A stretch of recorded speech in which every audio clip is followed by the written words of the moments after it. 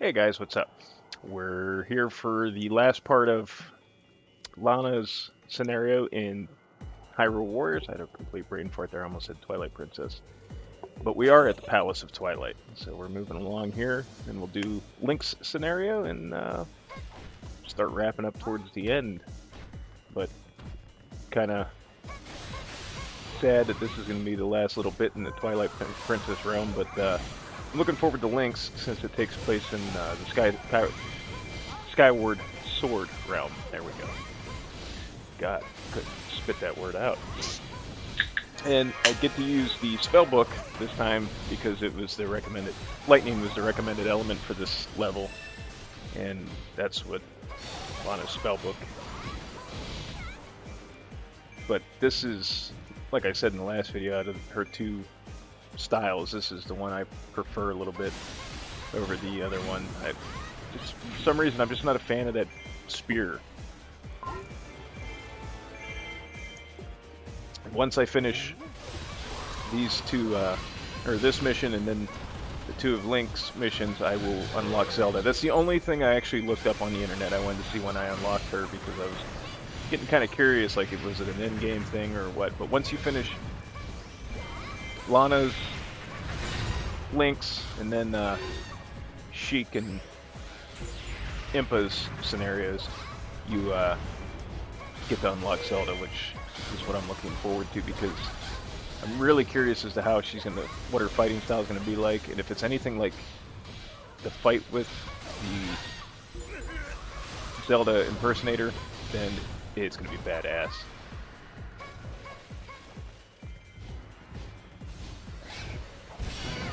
Once again, the aerial foes, the bane of my existence. This level, what you're seeing here is my first time through, and this was quite sloppy. I thought about doing it again, but I really couldn't bring myself to do this level again because I hated all the flying enemies, and I despise the Gibdo warriors or Gibdo warriors, whatever, ReDeads. The dudes that scream and paralyze you because they're asses.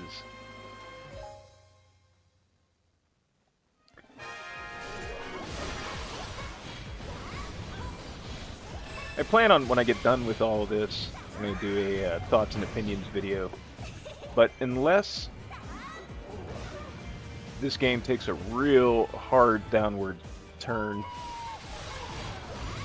it's going to be fairly positive on my end. Now, that being said, I do understand people's issues. And this is a game that, honestly, as much as I like it, it's not for everybody. And I think Dynasty Warriors fans would like it, but I think people that come from liking the Zelda franchise, if they come into this expecting a Zelda game, they're going to be disappointed. And I read that Miyamoto had actually talked Team Ninja and I can't remember the name of the other guys, whoever the Dynasty Warriors guys are, Omega something. They had actually wanted to make the game more Zelda-ish, and Miyamoto talked them out of it and said, no, just kind of stick with your Dynasty Warriors theme and skin it with Zelda characters. And I don't know. Like, I don't know what it would have played like if it would have been more traditional Zelda. I definitely don't think you could have this many enemies because it might have been a little bit more tedious. And it does get, I will say it does get tedious at times with the amount of enemies, but the combat, granted it's basically the same combo for, well, not basically, it is the same combo for every character. The combat to me right now is still fun and fresh and different, but like I said, not being a Dynasty Warriors person, you know, that's not a franchise I played, and you know, maybe not being burnt out on it might have something to do with that too, I don't know, but it's I've been having a blast. I've been loving playing this game. I'm enjoying making the videos. I was pretty tired in the last video though, so I'm sure my commentary wasn't too exciting in that one. But this is actually keeping me from playing Borderlands the pre-sequel right now. But at the same time, there's not a whole lot to do in the pre-sequel because half the bosses don't respawn, and the more I played it, the more I discovered that the maps are a little ho-hum for mobbing.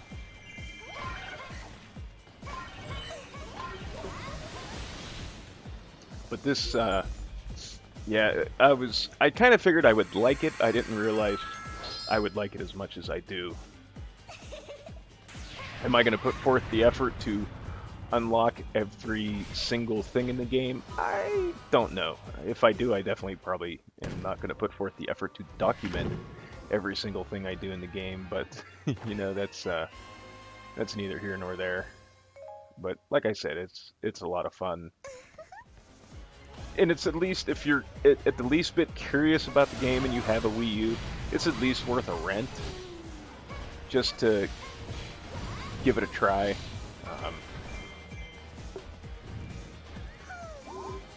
Outside of that, I don't really know what to tell you. I'll get more. I can give a more solid opinion once I finish the game. Let's go with that for now. But like I said, I mean, this guy's a douche.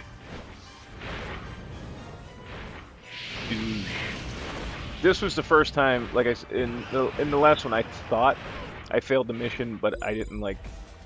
There was nothing leading up to that made me like anxious, like, oh shit, I might fail this mission. I just seen the little blip at the bottom of the screen about Agatha fleeing, and I was like, oh no. But this time I actually thought, prior to events, I was like, shit, I might actually fail this mission, but he's just a dick. Now, I will say, there are parts of this game that sometimes it's not quite clear of the objectives, and it's also why I wish there was voice acting. Because sometimes the little, and I'm pointing at the screen while I'm explaining this, which you can't see me do that. But when they come up at the bottom with what they're saying, if you're in the middle of a fight, at least I'm not paying attention to that all the time, and you miss stuff. And sometimes your map objectives are a little vague or non-existent, or you'll complete an objective before you even know you're supposed to complete an objective, and then you have to wait for the game to like catch up to you, and that's sort of frustrating.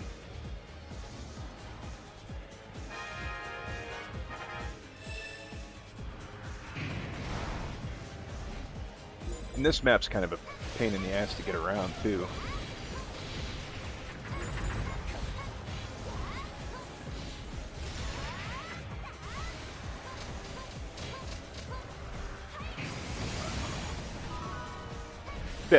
That move's just awesome.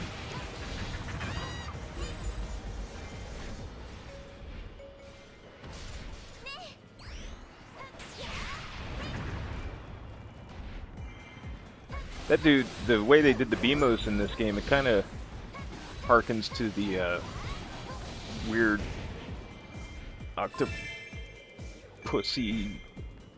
BMOS creature thing that chases Link in the Wii U Zelda trailer. Because the beam that thing shot out was kind of devastating like that. It'd blow up the area and stuff like that. And I think that's kind of cool. It's not just like a little laser beam.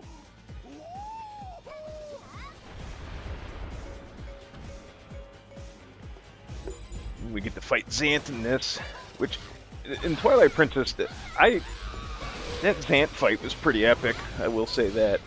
It was pretty cool going through the different phases of that fight. It didn't feel as drawn out as the Ganon fight. The Ganon fight was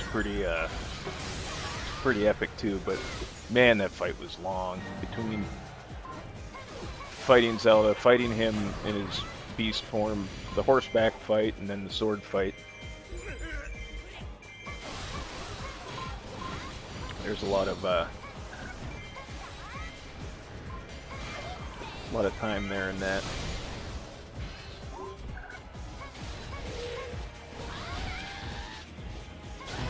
Curious to see how the fight will work in this game. Because, I mean, let's be real, the Ganon fight is always the fight that everybody looks forward to in a Zelda game. Ganondorf, Ganon, whatever. Same thing. Tomato, tomato.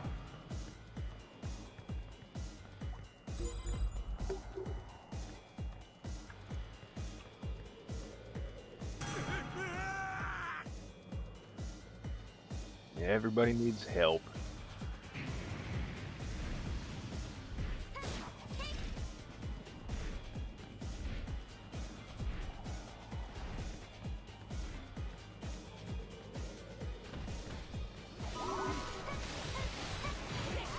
These Highland captains, they leave a little to be desired.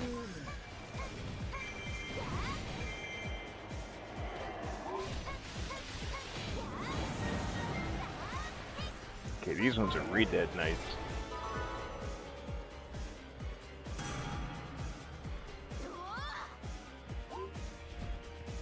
Like, what kind of sucks about this Argarok fight is he was pretty decent boss in Twilight Princess.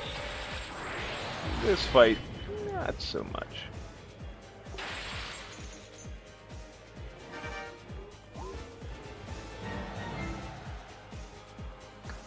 Not quite sure how that's a successful repel, because he broke the chains. Like, if he's as powerful as they're making him out to be, he could just be like, meh, and go back to it, but whatevs.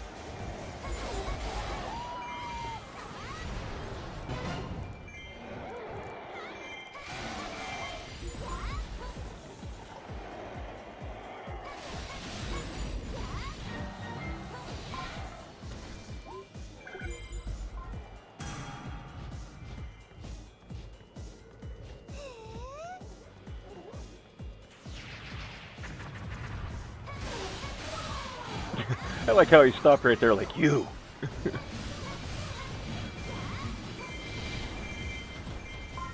I guess another thing I could say that might be a slight negative to this game is if you play a scenario that you've already cleared with a different character, like, it doesn't adjust for the fact that that character is being controlled by you, like,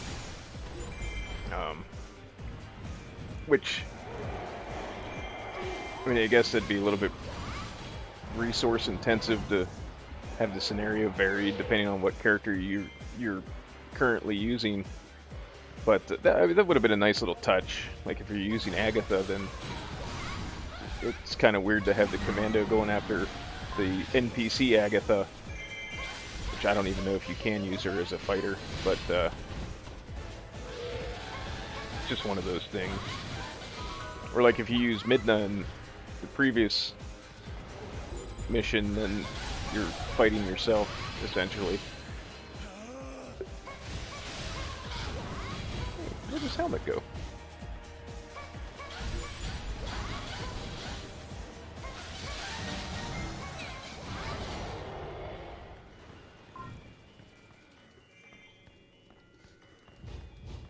So we gotta go do this magic circle stuff again.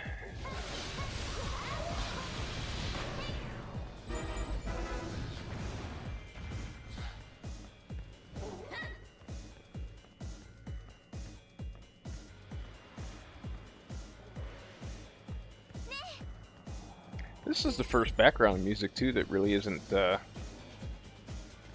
a rock-style version of a pre-existing song.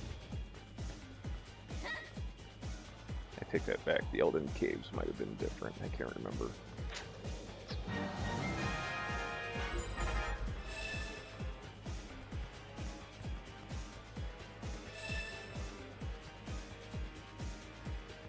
Accidentally was going the wrong way. I will say, as cool as the Argarok fight was in Twilight Princess, the City in the Sky is probably my least favorite dungeon in that game. It's kind of up there with the Water Temple and Ocarina of Time. It's just... eh. I think every Zelda game has that one dungeon where you're just like, I am not looking forward to this. Like in A Link to the Past, what dungeon did I hate? I wasn't a big... didn't really like the one in the Skeletal Woods, where you fought the moth and you got the fire rod. Wasn't a big fan of that dungeon.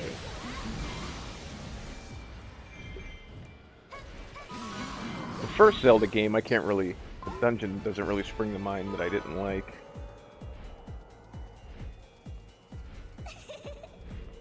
I'd have to think about it some more.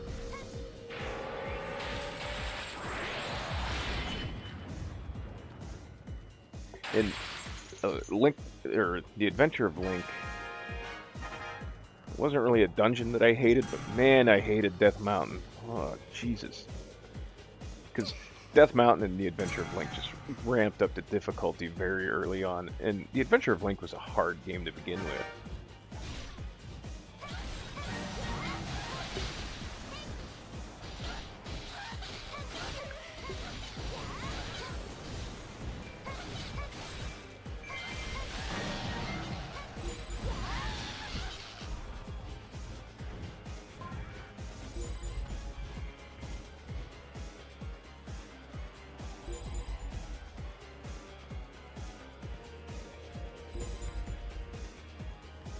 Yeah.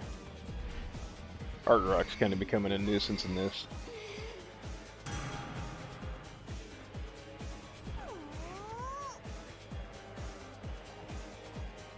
There is a nice little, there's a bunch of little, like, I don't want to say Easter eggs because they're not really hidden, but there's a bunch of little, like, fan servicey kind of winks at the player in this game.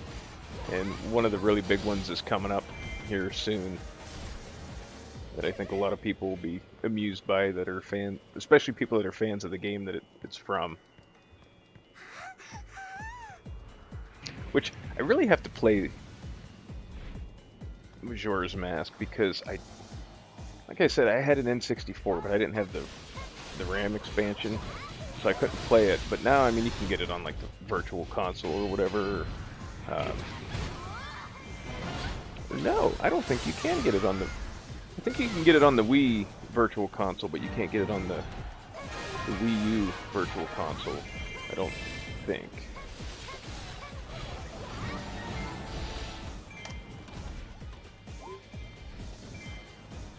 I kind of spoiled what what's coming up. I thought it was coming up sooner, but there's a nice little Majora's Mask tease.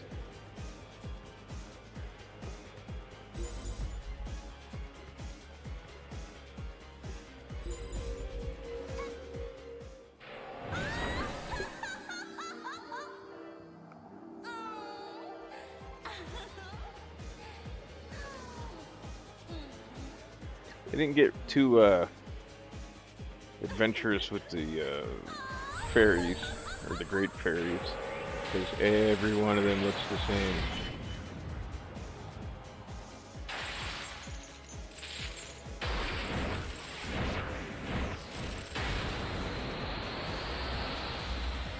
Boom! The moon!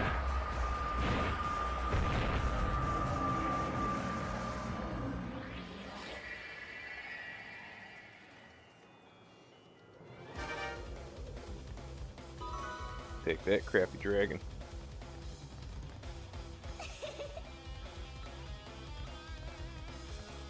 Now we got our boss theme.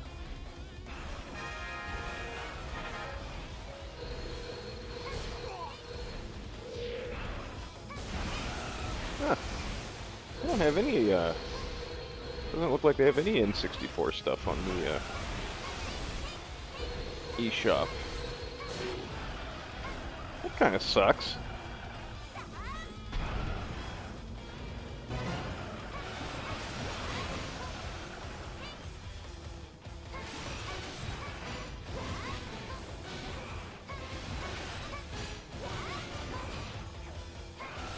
There's no reason that dragon shouldn't have been...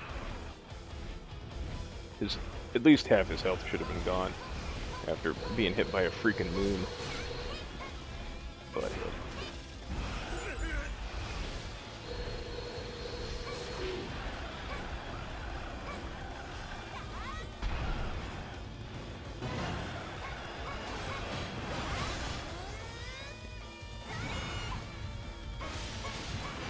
And I made a reference to some of the bosses in The Adventure of Link in a previous video in this series. I called them Barbas, I think is what I called him. But I was referring to the dragon that you fight in The Adventure of Link, and actually, interesting fact is he is Volvasia. He was a mistranslation.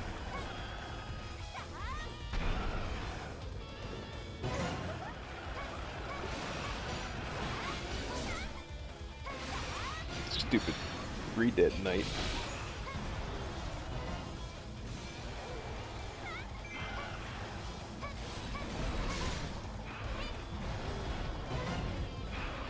They do have, I might have to buy this, they do have Castlevania Araya of Sorrow on the eShop, and that was an awesome game.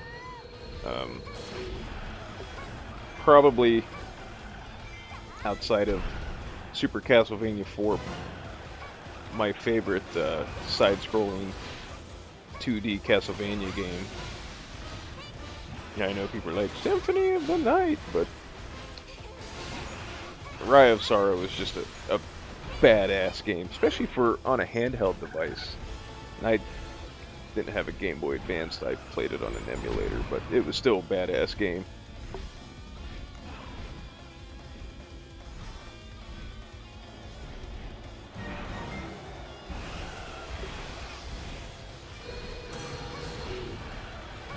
This should be it for him.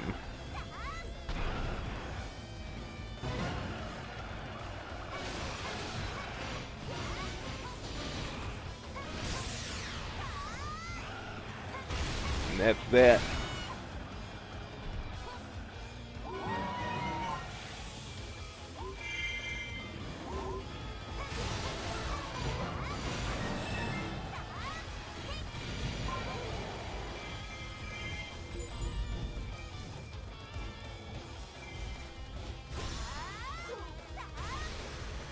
Now we'll go whoop on Zant.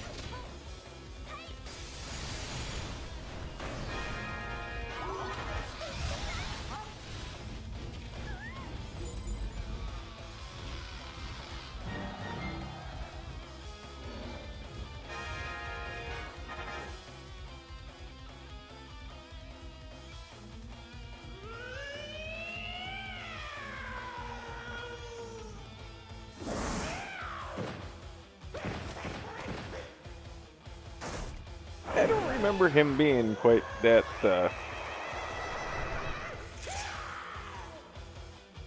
like that in Twilight Princess. It's been a few years, but still.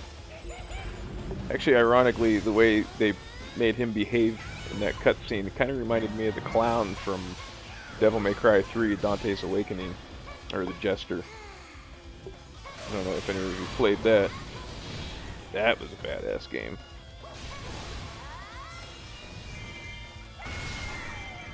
But he kind of goes down like a chump here.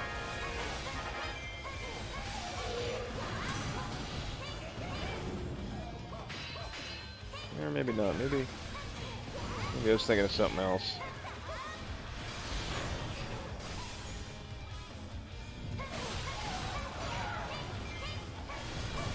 Camera bugging out there trying to get between me and the wall.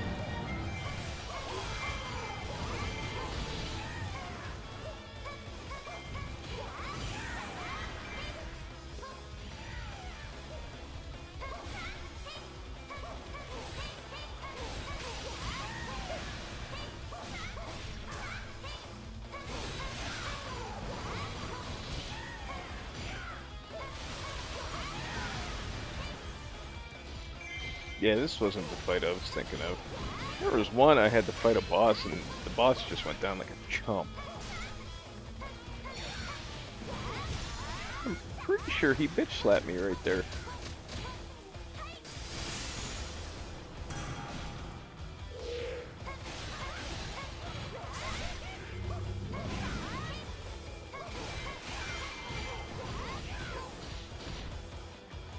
And right here, I noticed there's some tracking issues with projectile.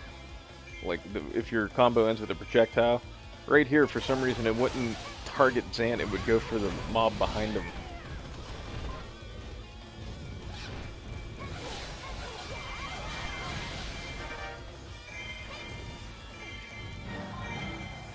And that's that.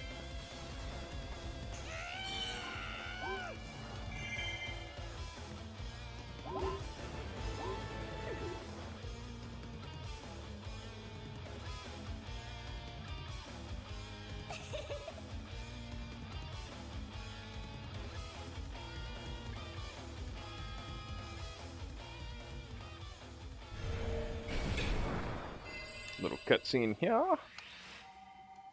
And then we're going to wrap it up. Oh.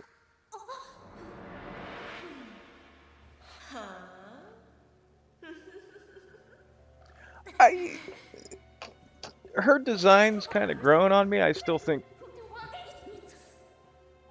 it's a little goofy with the basic Team Ninja tropes that they do, but all in all, her design's cool looking. I'll give them that. Like, the mask is cool, and the skirt thing's cool.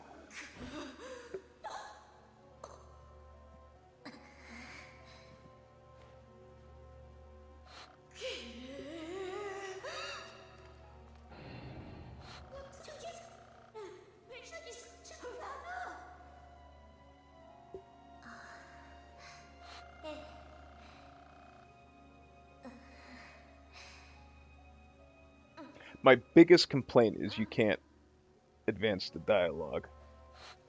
But we're going to wrap this up here, since that's the end of the cutscene. And next one will be Link scenarios. But until then, guys, I want to thank you all for watching, and we'll see you in the next video. Have a good one.